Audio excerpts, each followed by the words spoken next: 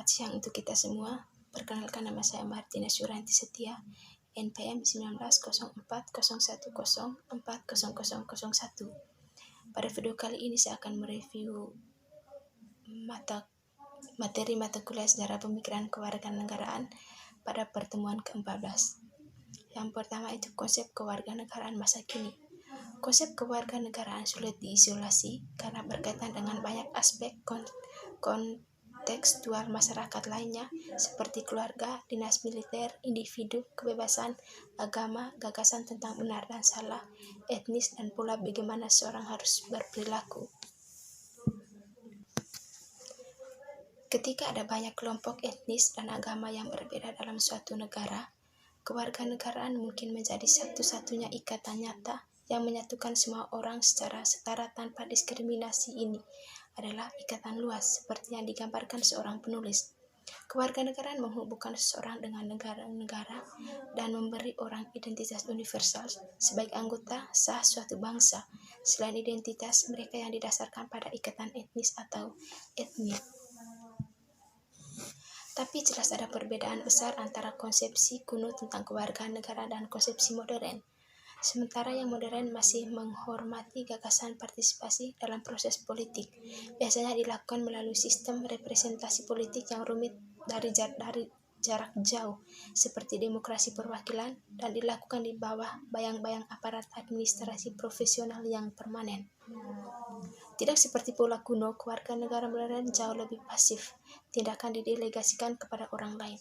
Kewarganegaraan seringkali menjadi kendala dalam bertindak, bukan dorongan untuk bertindak.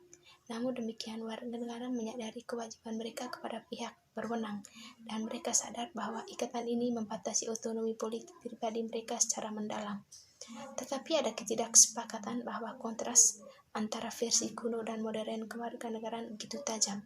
Salah satu ahli teori menyatakan bahwa aspek yang dianggap modern dari apa yang disebut kewarganegaraan pasif seperti toleransi, rasa hormat terhadap orang lain, dan sekedar mengurus urusan sendiri juga ada di zaman kuno.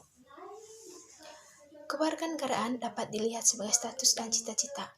Kadang-kadang menyebut gagasan kewarganegaraan menyiratkan sejumlah teori serta kemungkinan reformasi sosial menurut satu pandangan. Ini memunculkan model tentang apa yang harus dilakukan seseorang dalam kaitannya dengan negara dan menyarankan pendidikan atau hukuman bagi mereka yang menyimpang dari model tersebut.